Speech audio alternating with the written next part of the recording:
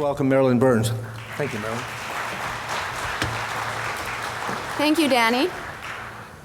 Congratulations to having such a successful conference.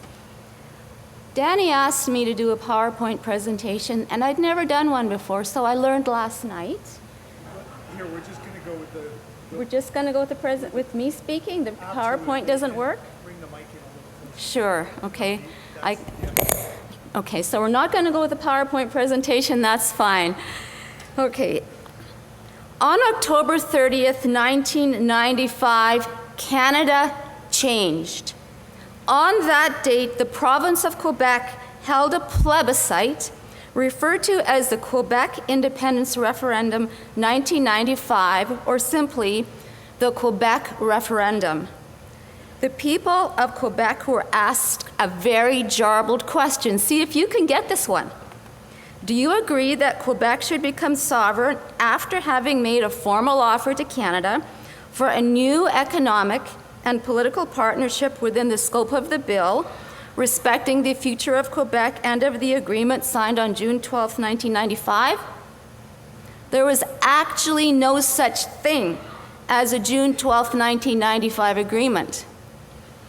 Despite that jarbled, messy question, the people of Quebec knew that the question really was, should Quebec separate or should Quebec not separate? And even so, with 93.52% of Quebec's electorate voting, the no side won by only 50.58%. At that time, the Liberal Party was under Jean Chrétien had a majority of 177 seats. The Bloc Québécois was the official opposition party with 54 seats. The Reform Party had 52 seats, and the NDP and Progressive Conservatives were negligible. And so after this close call, in 1996, Parliament asked the Supreme Court of Canada to answer 3 questions in a matter called Reference re the Secession of Quebec, which we tend to call the Quebec reference case. Simplified, these were the 3 questions. Number 1, can Quebec unilaterally separate from Canada under Canada's Constitution? Number 2, can Quebec unilaterally separate from Canada under international law? And number 3, if the answer to these 2 questions was different, in other words, a yes and a no, which takes precedent? The Supreme Court of Canada made its decision on August 1998. It did not have to answer question number 3 because the answer to both questions 1 and 2 was no. A province cannot unilaterally separate from Canada. The Supreme Court of Canada said the wishes of the majority of people in one province do not override the interests of the people in other parts of Canada. Even if a majority of provincial citizens vote in a referendum to secede, there are principles of federalism, democracy, constitutionalism, the rule of law, and respect for minorities to be considered. There are economic, social, political, and cultural ties to be considered. There must be principled negotiations with other participants in Confederation. But, if a clear majority of provincial citizens on a clear question in favor of secession, if the people in that province voted for that, this would confer democratic legitimacy on the secession initiative, which all other participants in Confederation would have to recognize. But, this vote, even with a strong majority, would have no legal effect on its own. Negotiations would have to follow to address the interests of other provinces, the federal government, the rights of all Canadian citizens, and specifically, fourthly, the rights of all minorities. The Supreme Court left it up to the politicians to decide what a clear majority on a clear question meant.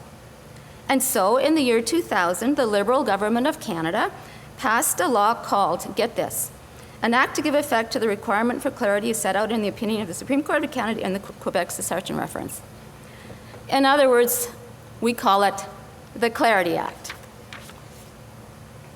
I would like you now to be the judge and jury. You decide if the 2000 Liberal government did what the Supreme Court of Canada told it to do. Define what a clear majority is, define the clear question.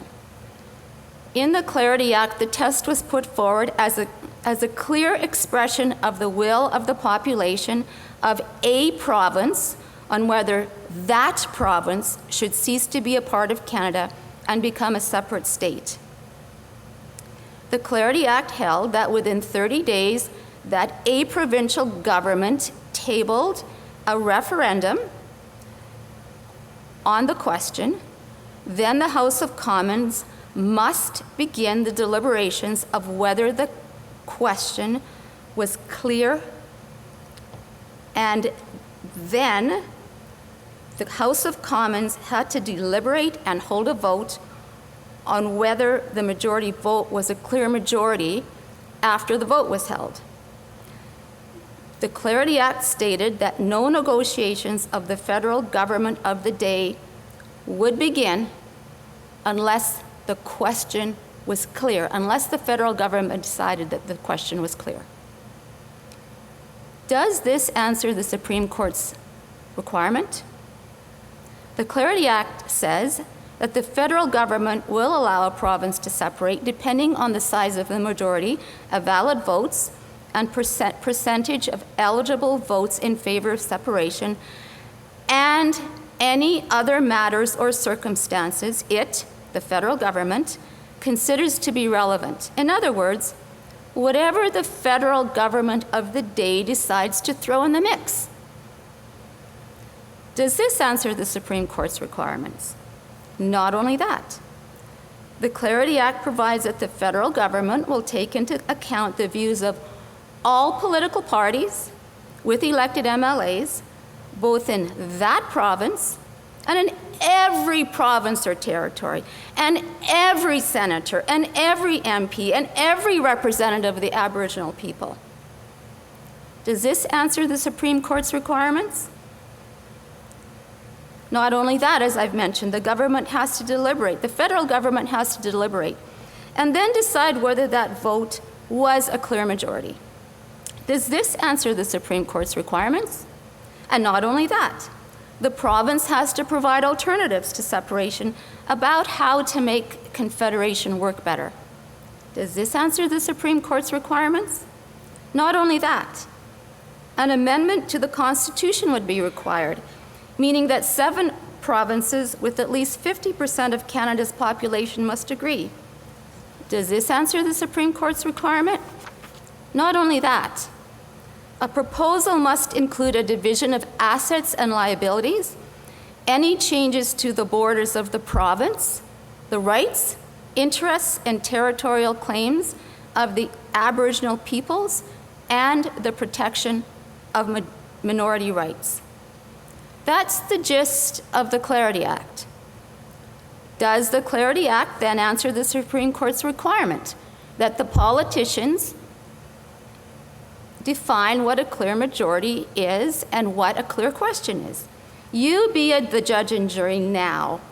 How many of you find that the federal Liberal government's Clarity Act in 2000 defined what a clear majority with a clear question is?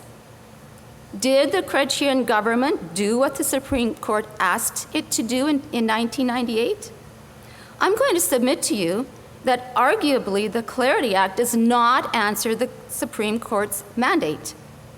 I'd suggest that if the people of, I'm going to say Alberta, elected a provincial government that was willing to hold a referendum, which under our Election Act is called a plebiscite, and if the Premier and government of our day decided to invoke the plebiscite section of the Election Act, which is the vehicle for a referendum to take place, and had a clear question, and if a clear majority of eligible voters, which we call the electorate, voted yes to this referendum, then I'm going to suggest that the federal government, the provincial governments, the First Nations governments, and any other potential parties would be required to negotiate with the provincial government, because that's what the Supreme Court of Canada said had to happen. I'd like to suggest that the federal government under Chrétien seized authority on the process of a separation that the Supreme Court of Canada did not give it. I'd suggest that the provincial government of a day that chooses to go a secession route should challenge the Clarity Act for being unconstitutional and completely and utterly unclear. Personally, I take the same position as Lauren Gunter. I have studied this carefully. I am not a convinced separatist for the same reasons that Lauren Gunter has stated. It is a very difficult path. It's not impossible, but it's difficult. Would the people of a province be willing to put that shoulder of responsibility on rather than just cheering about it? Thank you for your kind attention. Thank you, Mary. Please step